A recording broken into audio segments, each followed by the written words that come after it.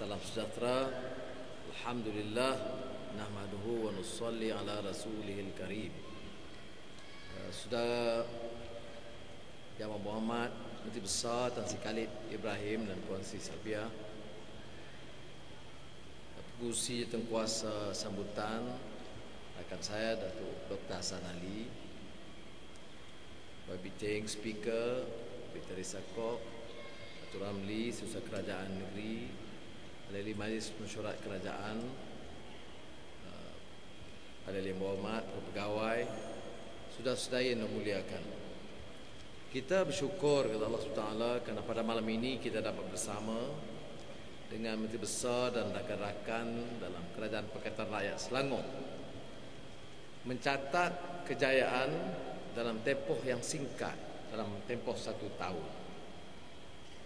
Tapi ini satu permulaan, dan tentunya kita mengharapkan Tan Sri Khalid dan rakan-rakannya meneruskan kerja, memperbaiki kelemahan dan meningkatkan mutu perkhidmatan dan kemajuan negeri Selangor dengan pendekatan yang baru.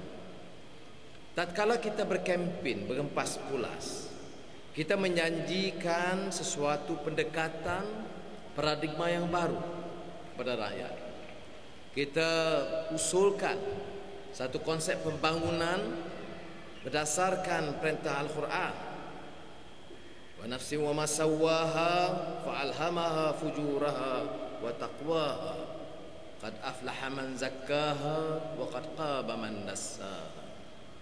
Bahwa pembangunan itu mesti menjurus kepada pembentukan insan yang baik. Pembangunan harus mengangkat martabat insan supaya lebih baik keimanan, akhlak, ketakwaan. Pembangunan yang bebas dari cara dan kaedah yang rakus, yang rasuah, yang zalim. Sebab itu janji ini cuba ditunaikan. Kita cuba membersihkan daripada amalan biasa di mana kuasa diperolehi dan pendekatan awal oleh penguasa ialah memperkayakan diri, kroni dan kerabat mereka. Dan ini kita harus tolak dengan keras, dan tanggungjawab kita bersihkan jentera daripada amalan ini. Dan sekiranya ini harus kita lakukan, ini juga bermakna kita menjana pertumbuhan. Bukan sekadar menjana, memacu pertumbuhan yang lebih segar. Negara kita, seperti yang disebut oleh rakan-rakan tadi, mengalami satu krisis ekonomi yang besar. Tidak semua disabitkan dengan kelemahan dasar ataupun kelemahan pimpinan kerajaan persekutuan. Ia juga berkaitan dengan krisis ekonomi yang melanda dunia akibat kerakusan, tamak haloba dan pengurusan yang lemah di dunia barat yang kemudiannya berikan tempias yang dahsyat kepada kita. Tetapi seperti mana kita lihat dalam package rangsangan 60 bilion ringgit yang diumumkan oleh Menteri Keuangan bulan lalu, bunyinya 60 bilion ringgit, pembangunannya 10 bilion dan 5 bilion. Tetapi berbeda dengan banyak negara lain. Australia, bila ada package rangsangan 10 bilion dolar Australia, package rangsangan itu menjurus kepada rakyat. Tiap rakyat Australia dapat ribuan ringgit atau ribuan dolar untuk bantu mereka belanja dan dengan sendirinya mengangkat taraf hidup mereka. Di sini belum kedengaran, belum ada harapan dan tindakan yang sedemikian. Sebab itu package rangsangan yang dikemukakan oleh Kerajaan Persekutuan itu merunsingkan kita, kerana ia tidak akan menjurus kepada rakyat. Kita lihat apa yang dilakukan di Selangor, dan saya ucap tahniah sekali kepada saudara Tan Sri Khalid kerana apa yang dilakukan di Selangor. Sebelum pun package rangsangan, gunakan dana yang ada, kurangkan beban rakyat, baik bekalan air, bantuan khairat kematian, besar yang saya percaya akan disebut oleh Tan Sri Khalid sebentar lagi dalam rancangan pakej kedua, tentunya akan mencakup satu bidang yang luas. Sebab itu kita harus tumpu kepada apa yang kita nak lakukan. Orang lain dia cuba alihkan pandangan kita.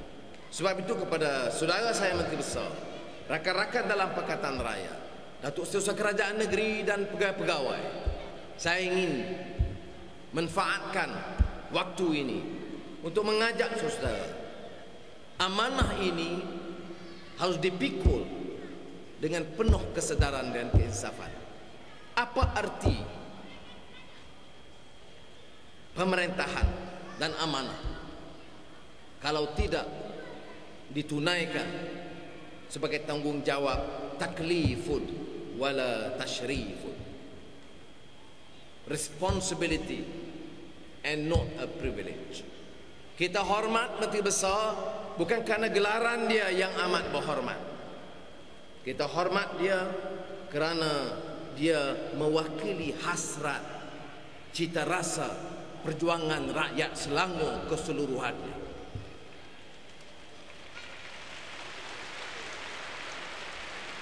Kita hormat pegawai-pegawai kita, baik yang di-Pertua Mali Perbandaran, pegawai-pegawai daerah, kerana mereka memikul tanggungjawab melaksanakan apa yang diputuskan untuk kebaikan semua.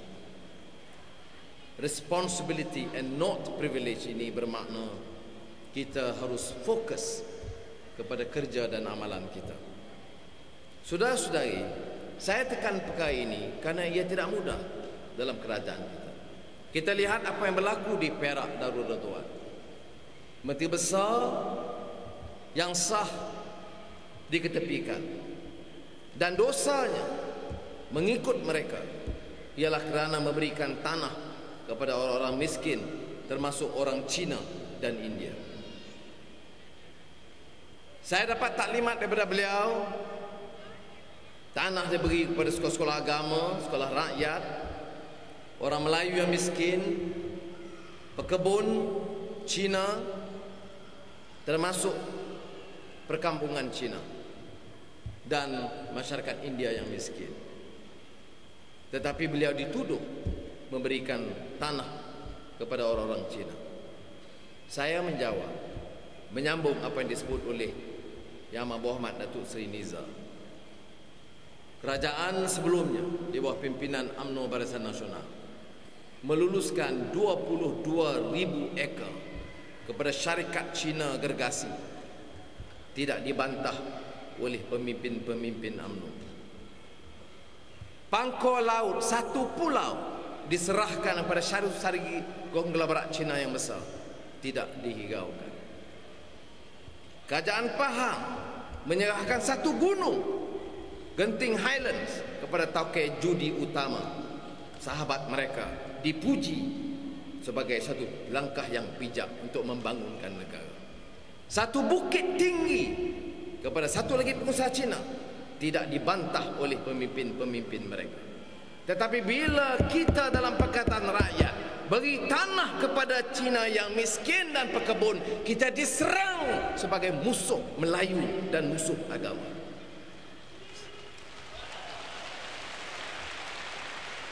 Sebab itu saya yang berdiri di sini bersama dengan Azizah datang untuk menyatakan syabas kepada sahabat saya Tan Sri Khalid, rakan-rakan pimpinan Pakatan Rakyat.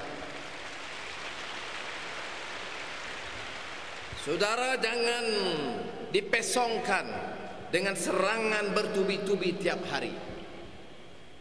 Tanpa kecuali semuanya diserang. Habis manusia diserang, lembu pun diserang.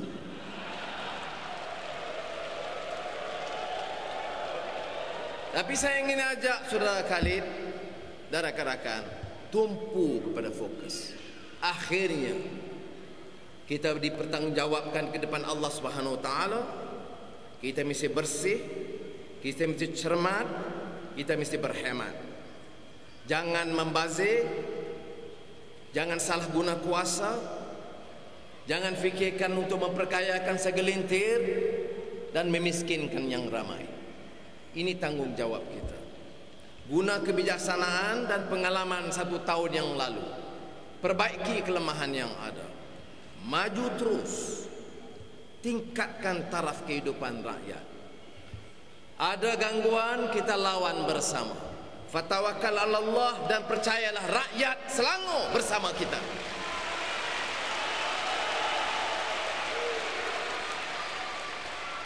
Dan saya yakin insya-Allah ada rancangan-rancangan yang lain. Kerana soal governance, akhir kata, soal governance, soal pengurusan, soal yang besar.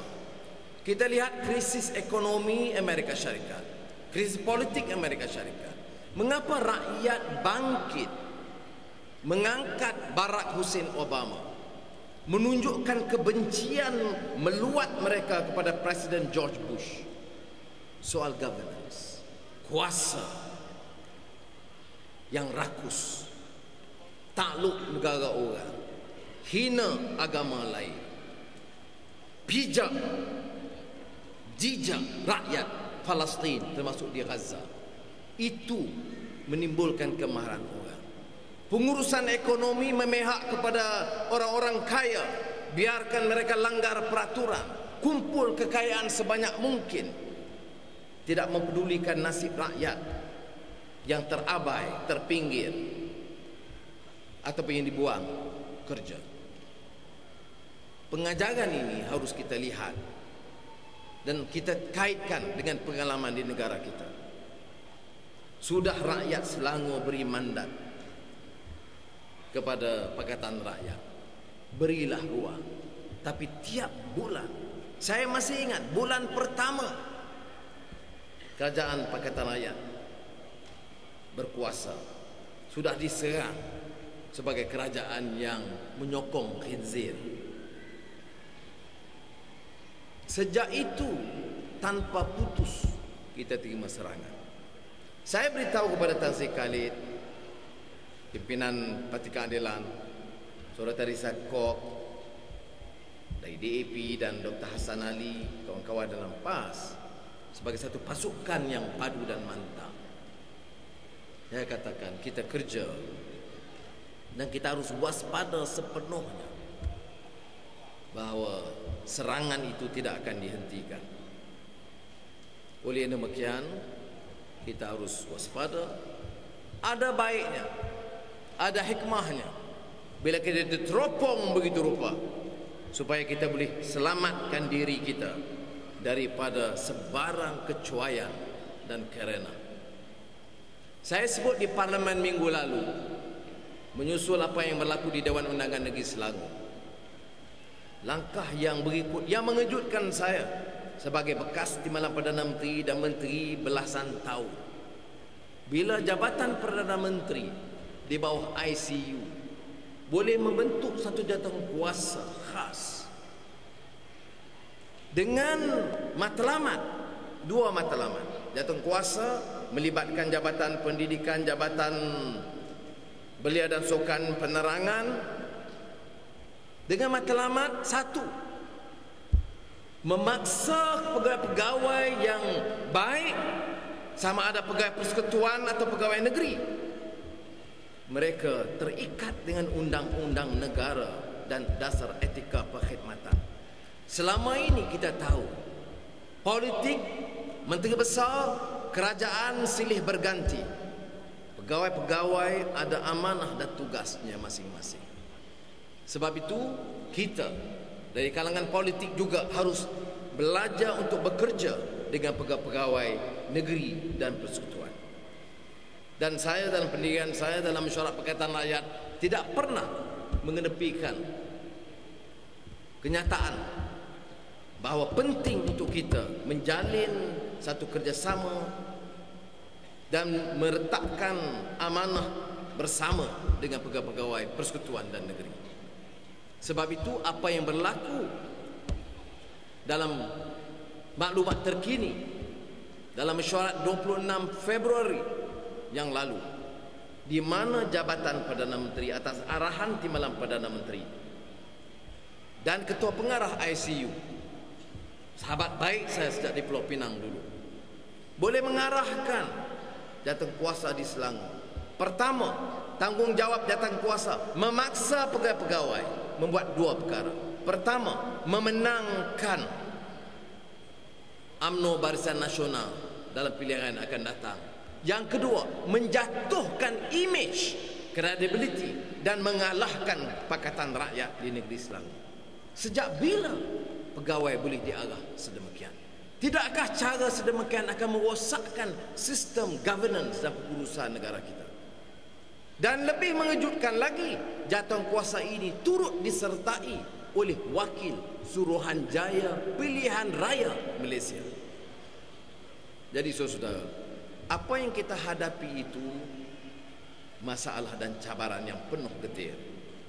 Saya simpati dengan Tuan Sri Khalid, Teresa, Dr. Hassan, pemimpin-pemimpin di Selangor, kerana saudara bekerja dan bergelut dengan penuh cabaran dan ujian. Dan saudara berjaya dalam masa satu tahun. Saya ucapkan syabas, salut setinggi-tingginya. Dan rakyat Selangor, rakan-rakan saya beritahu, alhamdulillah, saudara-saudara harus bersyukur kerana saudara bertuah, kerana barisan pimpinan begini dapat pertahankan maruah kewibawaan negeri Selangor. Mudah-mudahan Allah SWT memberikan kekuatan kepada kita, dan saya dan Azizah sekali lagi ucapkan terima kasih. Mudah-mudahan tahun-tahun akan datang akan lebih gemilang untuk rakyat negeri Selangor. Assalamualaikum warahmatullahi wabarakatuh.